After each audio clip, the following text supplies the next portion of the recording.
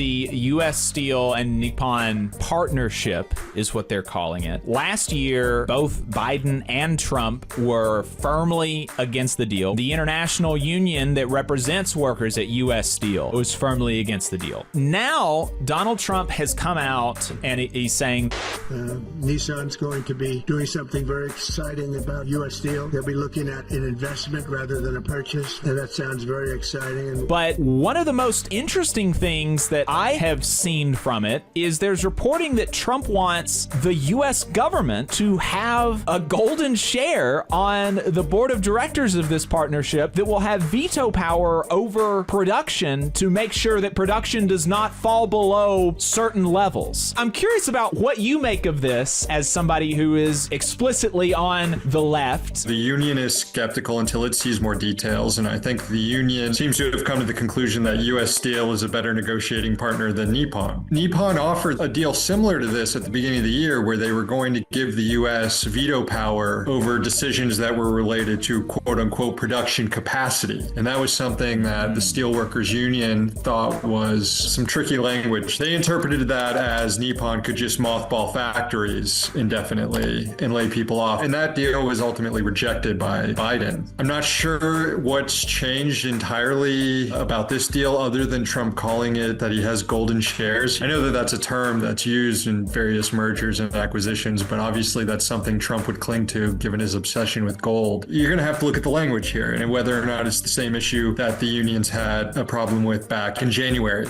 You know, I've heard what Trump has said about this deal. The unions are skeptical of it for good reason. We're going to have to wait to see what language is specifically in it because we can't trust anything that Trump says, especially when it comes to his claims that he's doing something to benefit workers.